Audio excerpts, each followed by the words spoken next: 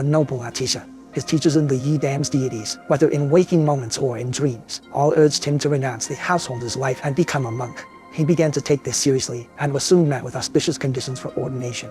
According to Naksu's 80 verses of praise, it is said, "You are praised as one who entered the path of preparation."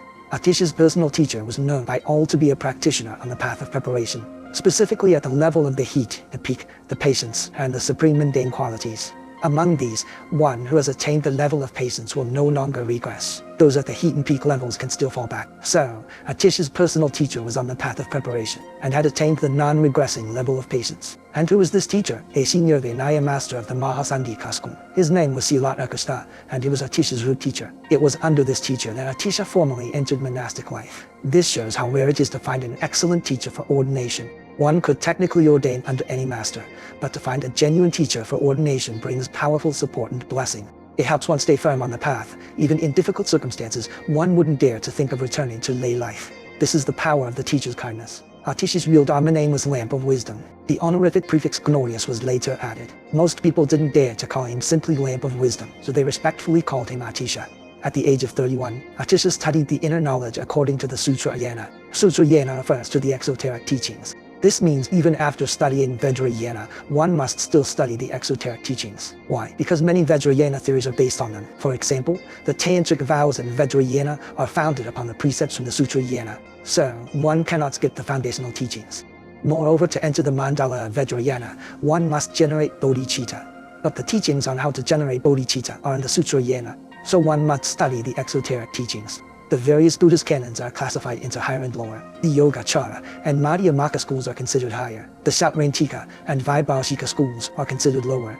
Even after studying Tantra, one must return to study the foundational teachings of the school, especially the correct view of Madhyamaka. This proper view is essential for entering Vajrayana. Only with the Madhyamaka view can one practice both exoteric and esoteric teachings and subdue the forces of delusion. It gives one the ability not to regress because it is the Madhyamaka view that eradicates the obscuration of the afflictions on knowledge. Everything else serves as an aid to this view. Atisha specially studied in a place called Old Tapiary. There, under Master Silat Lakusta, he listened to the Great Abhidharma Commentary for 20 years. The Great Abhidharma Commentary consists of 10,000 verses and is the foundational text of the Sarvastivada school. You see, he returned to the basics even after studying Tantra. Earlier, under his teacher Rahulakuta, Atisha studied the Vajra Tantra and many other Vajrayana teachings. Yet he turned back to deepen his understanding of foundational doctrines.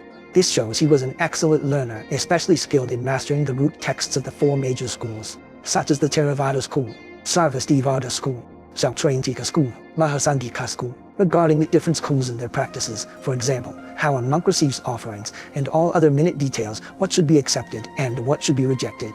Atisha knew them thoroughly and without confusion. In China, the Nansan Vinaya performs similar analytical work on the Dharma Gutaka Vinaya, helping one understand which precepts to follow and which to discard, and how to interpret them properly in modern context. Which rules to open, which to restrain, which must be upheld, and which must never be violated.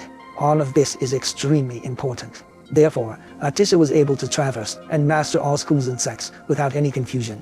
He fully understood the core of all scriptural and experiential teachings. He had clear insight into the essential points of every path. This concludes the explanation of the noble Atisha's accomplishments.